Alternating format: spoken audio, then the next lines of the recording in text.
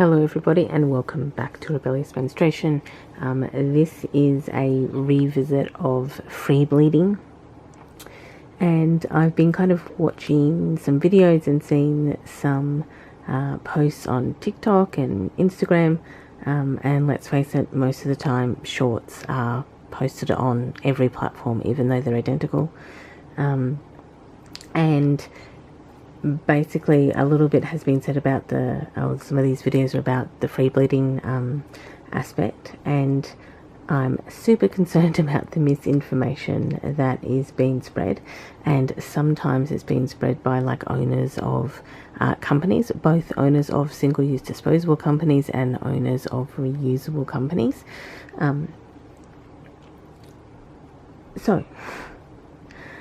For some reason, some of the videos that I saw which were super concerning is it's been promoted as holding in your flow and then basically going to the bathroom and releasing it into the bathroom.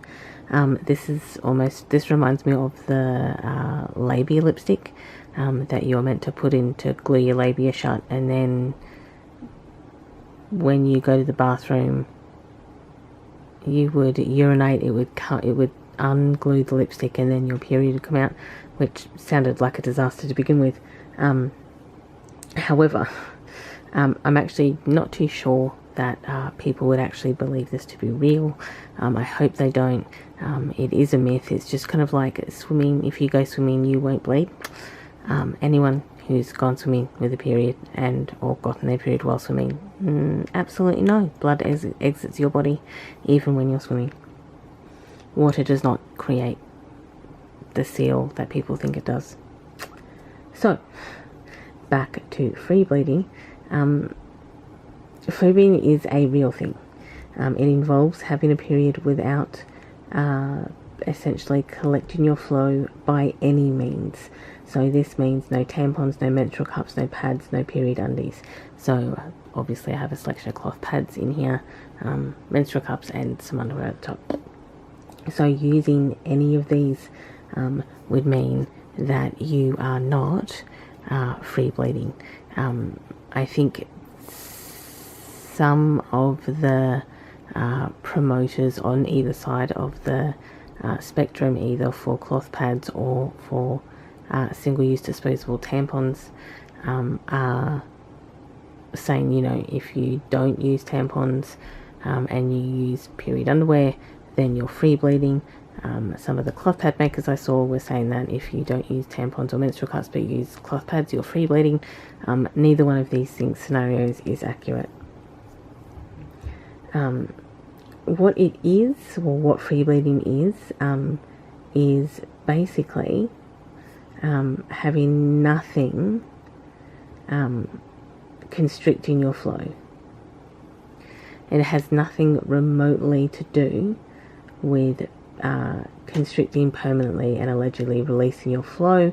It has nothing to do with wearing a particular product or not wearing a particular product. Well, actually I'm going to rephrase that. It has nothing to do with wearing any particular product, but more to do with the fact that you're wearing no product whatsoever. This can also include, so not only period underwear, but there's also period shorts, and there are period gym pants, and there are period bathers, and there are period bikinis, and there are period thongs, and there's a whole variety of period products that are now on the market that are kind of filling in gaps in products that people would want to use or would like to use in certain situations and scenarios. If you have purchased and or are wearing any of them, it does not involve free bleeding. So free bleeding kind of now has a bit of different meaning to how it originally started. The idea is that it started as a protest movement, and the reason it started as a protest movement is where probably the difference comes in. So it could either be a protest against the capitalist market of like period products of like particularly single-use disposables, which obviously are, being what they are expensive. They've had obviously a tampon tax or on them for a significant amount of time. They were considered a luxury item, which is insane considering that women get their period every month. But it was kind of the financial capitalist aspect of it was not purchasing from companies with that had these kind of like this chokehold, I suppose, on period products. And the other kind of protest side of it seems to be out of forced financial necessity. The financial necessity seems to be the more supported kind of avenue, that people couldn't afford these products and so had to look for alternatives like toilet paper, and you've heard all of those types of things. So it was free bleeding was a protest against having to purchase expensive products that had a period tax on them. So menstrual advocacy has come a long way in the past probably 40 years, and we're still not even close to acceptance now, or even close to a biological understanding of how periods work and how that works in with the female body. So if we look at free bleeding being a revolt against the menstrual hygiene industry complex, it's a revolt, as in the financial aspect. If we look at the social aspect, it's a revolt against the shame, and a lot of the products that were promoted highlight that shame. If you see some of the period ads from the 80s, they're quite hysterical. I'd like to have that much energy on my period, to be honest, to be going off and doing some of the things that those women were doing in that ad, and wearing white jeans and having a grand old time. So many other things kind of were involved in that protest as well, like scented products, douches, and kind of that type of hide your scent, your smell, your period, hide everything about yourself. So generally, period under cloth pads and menstrual cups have been included in the plethora of period products that collect the flow. Therefore, if you're wearing any of these, you're not actually free bleeding.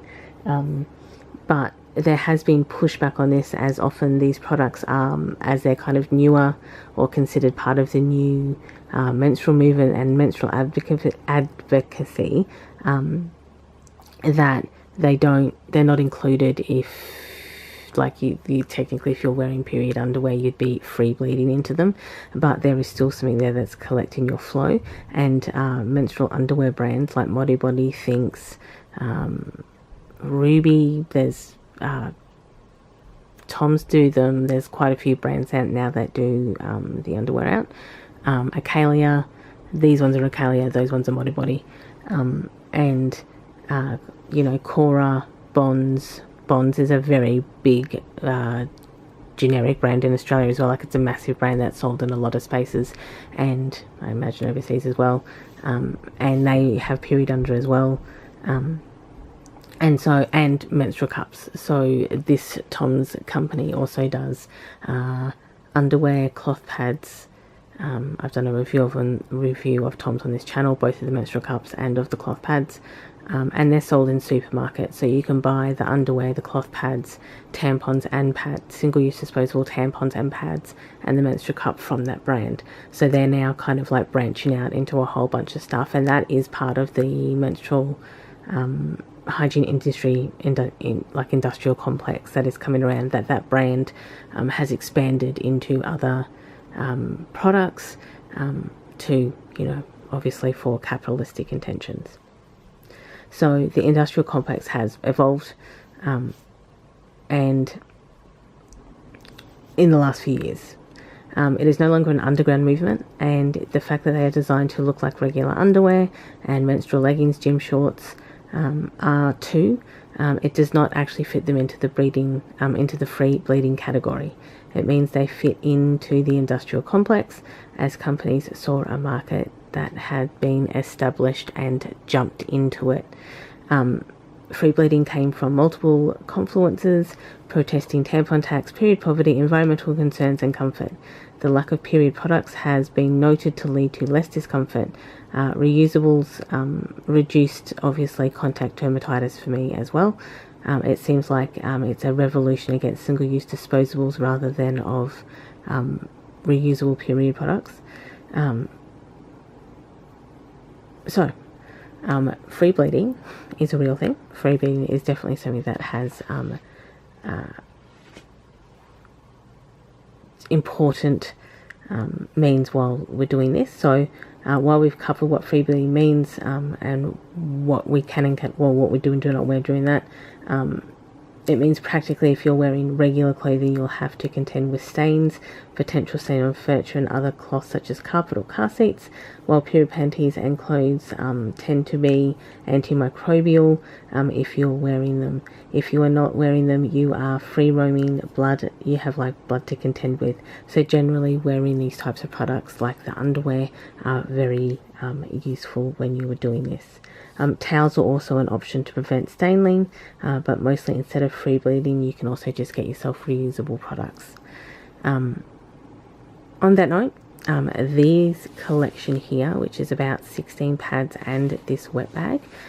So these 4 are super large pads, and all of these in the middle are regular, and they come in these types of colors. So that's kind of the size difference that we're looking at with a regular and a large are actually for giveaway. So you will get these 16 pads with this wet bag if you live in Australia. So these 16 pads and this wet bag are for giveaway, and my email address is in the description below. Send me an email and I will announce it in another video down the line who the winner is. So thank you for watching. Enjoy your morning, afternoon or evening, depending of course where you are in the day, and I will catch up with you all in the next video. Bye everyone.